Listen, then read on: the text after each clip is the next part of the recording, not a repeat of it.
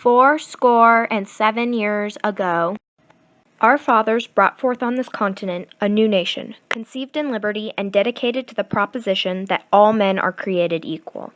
Now we are engaged in a great civil war, testing whether that nation or any nation so conceived and so dedicated can long endure. We are met on a great battlefield of that war. We have come to dedicate a portion of that field as a final resting place for those who here gave their lives that that nation might live. It is altogether fitting and proper that we should do this. But, in a larger sense, we cannot dedicate, we cannot consecrate, we cannot hallow this ground. The brave men, living and dead, who struggled here, have consecrated it, far above our poor power to add or detract. The world will little note, nor alone remember what we say here, but it can never forget what they did here.